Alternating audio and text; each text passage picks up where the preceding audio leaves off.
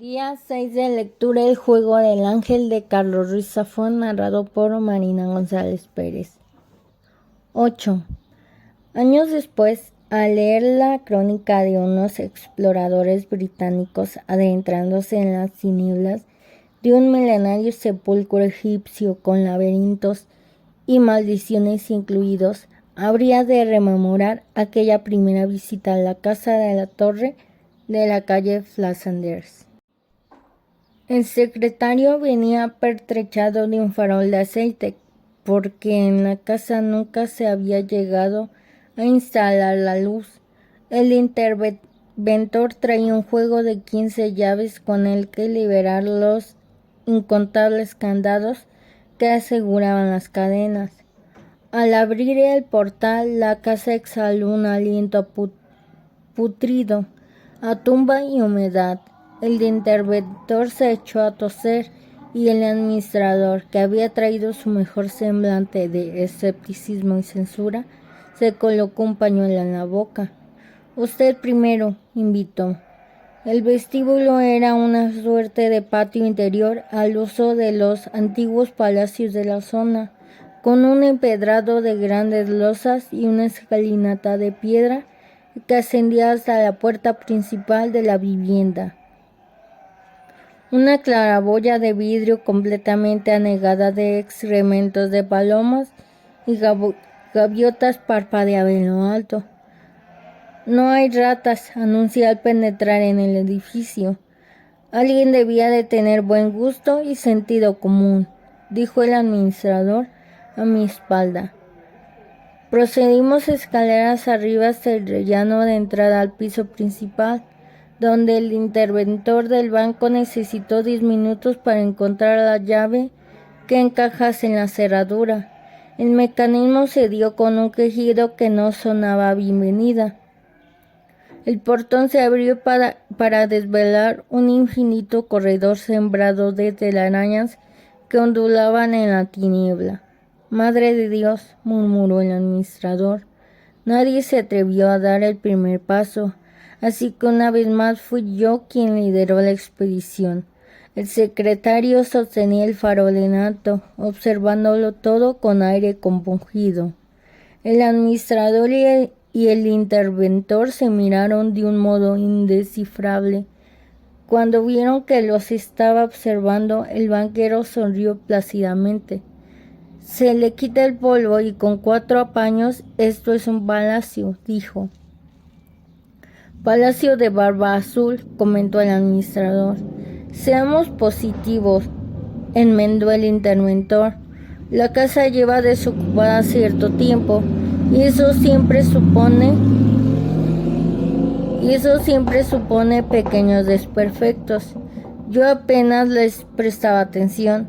Había soñado tantas veces con aquel lugar al pasar frente a sus puertas que apenas veía el aura fúnebre y oscura que lo poseía».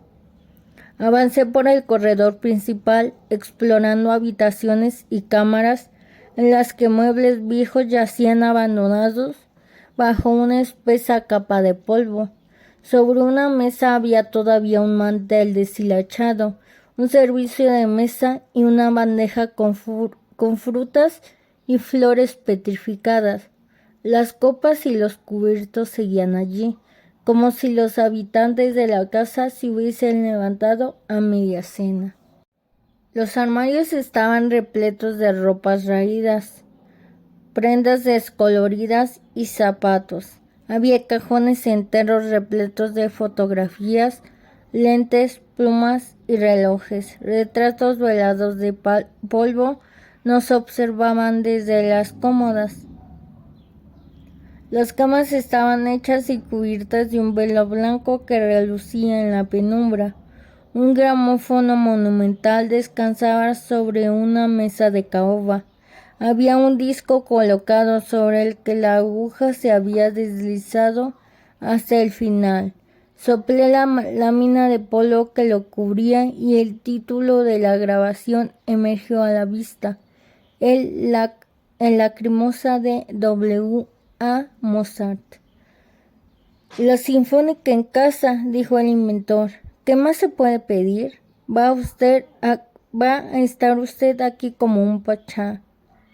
El administrador le lanzó una mirada asesina, negando por lo bajo.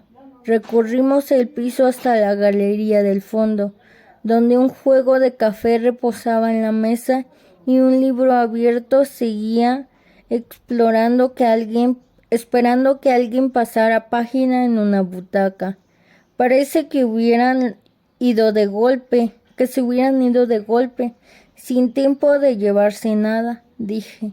El interventor carraspeó. Quizá el señor desee ver el estudio. El estudio estaba situado en lo alto de una afilada torre, una peculiar estructura que tenía por alma una escalera de caracol a la que se accedía desde el corredor principal y en cuya fachada exterior podían leerse las huellas de tantas generaciones como recordaba la ciudad. La torre dibujaba una atalaya suspendida sobre los tejados del barrio de la Ribera y rematada por un estrecho cimborrio de metal y cristal tintado que hacía las veces de linterna y del que asomaba una rosa de los vientos en forma de dragón. Ascendimos por la escalinata y accedimos a la sala, donde el interventor se apresuró a abrir los ventanales y dejar entrar el aire y la luz. La cámara describía un salón rectangular de techos altos y suelos de madera oscura. Desde sus 4 grandes ventanales en arco, abiertos por los 4 costados, podía contemplar la Basílica de Santa María del Mar al sur, el gran mercado del Borné al norte, la vieja estación de Francia al este y hacia el oeste el laberinto infinito de calles y avenidas atropellándose unas sobre otras en dirección al monte del Tibidabo. ¿Qué me dice? Una maravilla, argumentó el banquero con entusiasmo. El administrador lo examinaba todo con reserva y disgusto. Su secretario mantenía el farol en alto, aunque ya no hacía falta alguna. Me aproximé a uno de los ventanales y me asomé al cielo embelesado.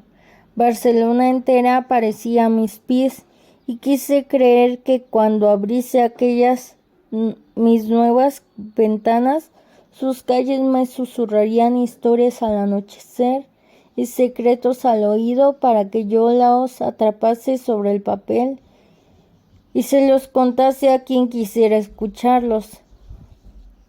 Vidal tenía su exuberante y señorial torre de marfil en lo más serrano y elegante de Pedralbes, rodeada de montes, árboles y siglos de ensueño. Yo tendría mi siniestro torreón levantado sobre las calles más antiguas y tenebrosas de la ciudad, rodeado de los miasmas y tinieblas de aquella necrópolis que los poetas y los asesinos habían llamado la Rosa de Fuego. Lo que acabó de decidirme fue el escritorio que dominaba el centro del estudio. Sobre él, como una gran escultura de metal y luz, descansaba una impresionante máquina de escribir, un Derhut, por la que ya hubiese pagado el precio del alquiler. Me senté en la butaca de mariscal que había frente a la mesa y acaricié las teclas de la máquina sonriendo. Me la quedo, dije. El interventor suspiró de alivio y el administrador, poniendo los ojos en blanco, se santiguó. Aquella misma tarde firmé un contrato de alquiler por 10 años. Mientras los operarios de la compañía eléctrica instalaban el tendido de luz por la casa, me dediqué a limpiar, ordenar y adecentar la vivienda con la ayuda de 3 sirvientes que Vidal me envió en tropa sin preguntarme antes si quería asistencia o no. Pronto descubrí que el modus operandi de aquel comando de expertos consistía en agujerear paredes a diestro y siniestro y luego preguntar.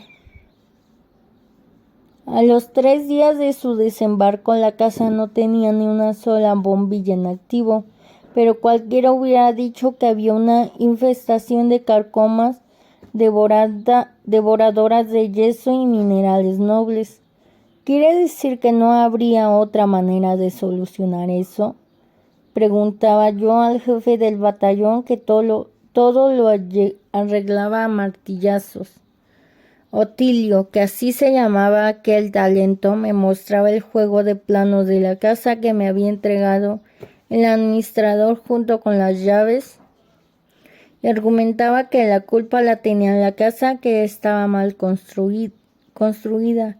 Mire esto, decía, si es que cuando las cosas están mal hechas, están mal hechas. Allí mismo, aquí dice que tiene usted una cisterna en la azotea. Pues no, la tiene usted en el patio de atrás. ¿Y qué más da? A usted la cisterna no le compete, Otilio.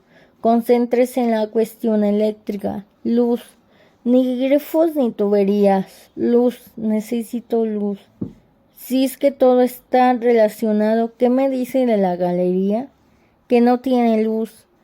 Según los planos, esto debería ser una pared maestra, pero aquel compañero Remigio le ha dado un toquecito de nada y se nos ha venido abajo medio muro.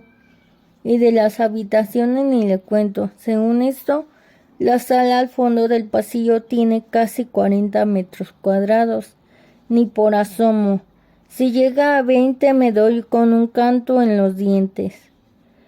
Hay una pared donde no debería haberla, y de los desagües ya, bueno, mejor no hablar. No hay ni uno donde se supone que debería estar. ¿Está seguro de que sabe interpretar los planos? Oiga, que soy un profesional, hágame caso.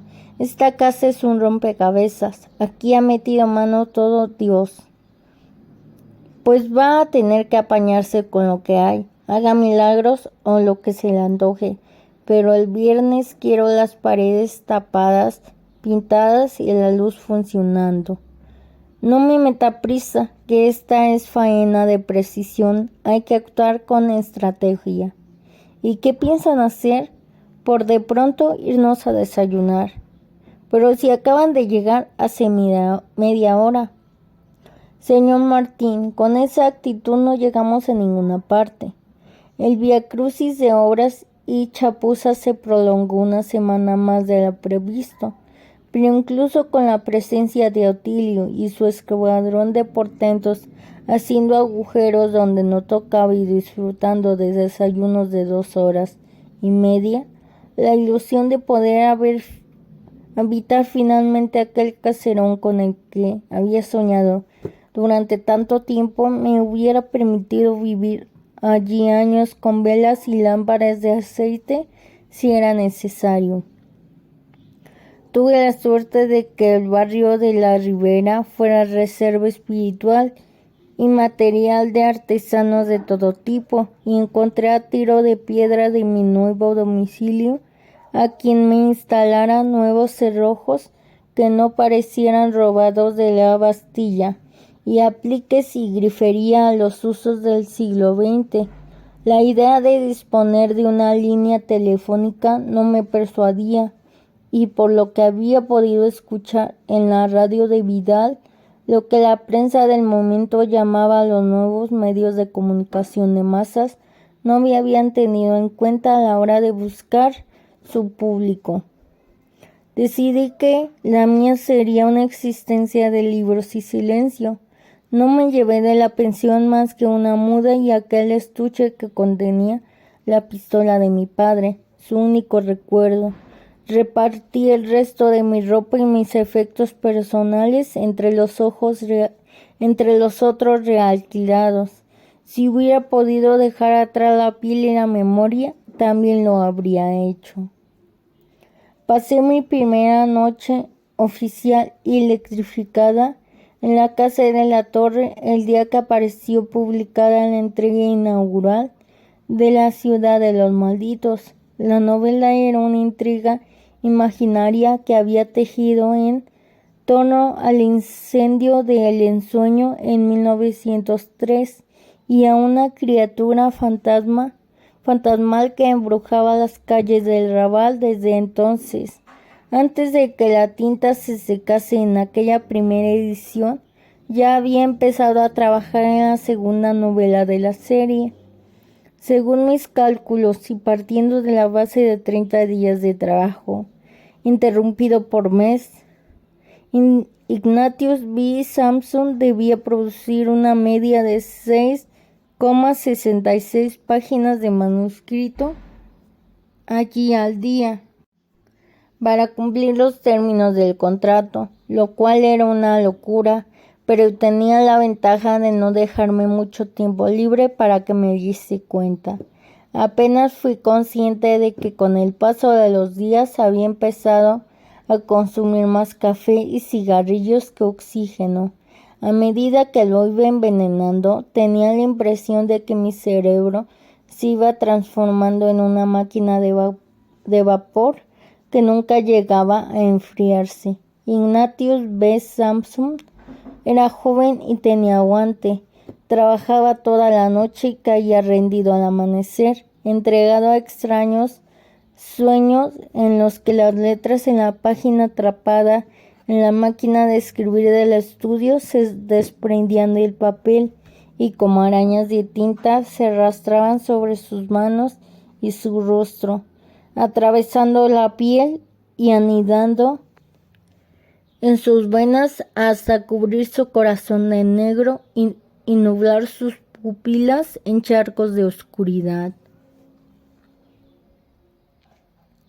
Pasaba semanas enteras sin apenas salir de aquel caserón y olvidaba qué día de la semana o qué mes del año corrían. No prestaba atención a los recurrentes dolores de cabeza que a veces más saltaban de súbito, como si un punzón de metal me taladrase el cráneo, quemándome la vista en un destello de luz blanca. Me había acostumbrado a vivir con un constante silbido en los oídos que solo el susurro del viento o la lluvia conseguían enmascarar. A veces, cuando aquel sudor frío me cubría el rostro y sentía que las manos me temblaban sobre el teclado de la Underwood, me decía que al día siguiente acudiría al médico, pero ese día siempre había otra escena y otra historia que contar. Se cumplía el primer año de la vida de Ignatius B. Sampson cuando para celebrarlo decidí tomarme el día libre y reencontrarme con el sol, la brisa y las calles de una ciudad que había dejado de pisar para ya solo imaginarla. Me afeité, me aseé, me enfundé el mejor y más presentable de mis trajes. Dejé abiertas las ventanas del estudio y la galería para que se ventilase la casa y aquella niebla espesa que se había transformado en su perfume pudiera esparcirse a los cuatro vientos. Al bajar a la calle me encontré un sobre grande al pie de la ranura del buzón. Dentro encontré una lámina de pergamino lacrado con el sello del ángel y tocada de aquella caligrafía exquisita en la que se leía lo siguiente: Querido David, quería ser el primero en felicitarte en esta nueva etapa de su carrera. He disfrutado enormemente con la lectura de las primeras entregas de La Ciudad de los Malditos. Confío en que este pequeño obsequio sea de su agrado. Le reitero mi admiración y mi voluntad de que algún día nuestros destinos se crucen. En la seguridad de que así será, le saluda afectuosamente su amigo y lector Andreas Corelli. El obsequio era el mismo ejemplar de Grandes Esperanzas que el señor Sempere me había regalado de niño, el mismo que le había devuelto antes de que mi padre pudiese encontrarlo y el mismo que, cuando quise recobrarlo años después a cualquier precio, había desaparecido horas antes en manos de un extraño. Contemplé aquel pedazo de papel que un día no muy lejano me había parecido contener toda la magia y la luz del mundo. En la cubierta aún se apreciaban las huellas de mis dedos de niño manchados de sangre. Gracias, murmuré. 9. El señor Sempere se puso sus lentes de precisión para examinar el libro. Lo colocó en un paño extendido sobre su escritorio en la trastienda y dobló el flexo para que el haz de luz se concentrase en el tomo. Su análisis pericial se prolongó durante varios minutos, en los que guardé un silencio religioso. Le observé pasar las hojas, olerlas, acariciar el papel y el lomo, sopesar el libro con una mano y luego con la otra, y finalmente cerrar la tapa y examinar con una lupa las huellas tintadas en sangre seca que mis dedos habían dejado allí 12 o 13 años atrás. Increíble, musitó, quitándose los lentes. Es el mismo libro. ¿Cómo dice que lo ha recobrado? Ni yo mismo lo sé, señor Sempere. ¿Qué sabe usted de un editor francés llamado Andrés Corelli? Por de pronto suena más italiano que francés, aunque lo de Andreas parece griego. La editorial está en Paris Editions de la Lumière. Sempere permaneció pensativo unos instantes dudando. Me temo que no me resulta familiar. Le preguntaré a Barcello, que lo sabe todo, a ver qué me dice. Gustavo Barcello era uno de los decanos del gremio de libreros de Vigo de Barcelona, y su enciclopédico acervo era tan legendario como su temple vagamente abrasivo y pedante. En la profesión, el dicho aconsejaba que, ante la duda, habría que preguntar a Barcello. En aquel instante se asomó el hijo de Sempere, que aunque era 2 o 3 años mayor que yo, era tan tímido que a veces se hacía invisible, y le hizo una seña a su padre. Padre, vienen a recoger un pedido que creo tomó usted. El librero asintió y me tendió un tomo grueso y batallado a fondo. Aquí tiene el último catálogo de editores europeos. Si quiere vaya mirando a ver si encuentra algo y entre tanto atiendo al cliente, sugirió. Me quedé a solas en la trastienda de la librería buscando en vano Editions de la Lumière, mientras Sempere regresaba al mostrador. Hojeando el catálogo, le oí conversar con una voz femenina que me resultó familiar. Oí que mencionaban a Pedro Vidal e intrigado me asomé a curiosear. Cristina Sagnier, hija del chofer y secretaria de mi mentor, repasaba una pila de libros que Sempere iba anotando en el libro de ventas. Al verme sonrió cortésmente, pero tuve la certeza de que no me reconocía. Sempere alzó la vista y al registrar mi mirada de bobo, trazó una rápida radiografía de la situación. Ya se conocen ustedes, ¿verdad?, dijo. Cristina alzó las cejas sorprendida y me miró de nuevo, incapaz de ubicarme. David Martín, amigo de don Pedro, ofrecí. Ah, claro, dijo. Buenos días. ¿Qué tal su padre? Improvisé. Bien, me espera en la esquina con el coche. Sempere, que no dejaba pasar una, intervino. La señorita Sagnier ha venido a recoger unos libros que encargó Vidal. Como son un tanto pesados, quizá puede usted tener la bondad de ayudarla a llevarlos usted hasta el coche. No se preocupen, protestó Cristina. Faltaría más, salté yo, presto a levantar la pila de libros que resultó pesar como la edición de lujo de la Enciclopedia Británica, anexos incluidos. Sentí que algo crujía en mi espalda y Cristina me miró azorada. ¿Está usted bien? No tema, señorita. Aquí el amigo Martín, aunque sea de letras, está hecho un toro, dijo Sempere. ¿Verdad que sí, Martín? Cristina me observaba poco convencida. Ofrecí mi sonrisa de macho invencible. Puro músculo, dije. Esto es simple calentamiento. Sempere, hijo, iba a ofrecerse a llevar la mitad de los libros, pero su padre, en un golpe de diplomacia, le retuvo por el brazo. Cristina me sostuvo la puerta y me aventuré a recorrer los 15 o 20 metros que me separaban del hispano-suiza aparecido en la esquina con Puerta del Ángel.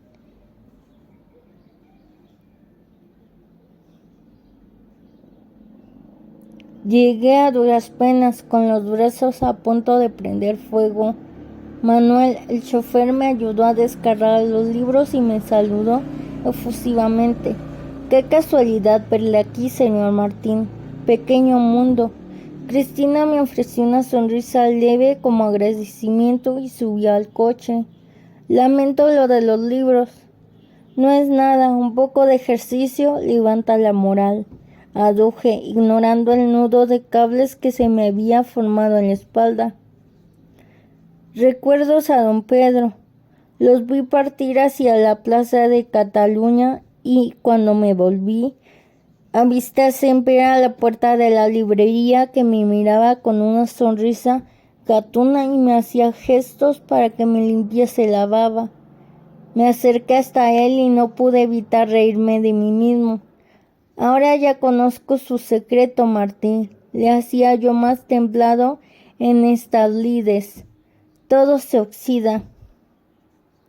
¿A quién se lo va a contar? ¿A quién se lo va a contar? ¿Me puedo quedar el libro unos días? Asentí. Cuídemelo bien. Día 6 de lectura: El juego del ángel, de Carlos Ruiz.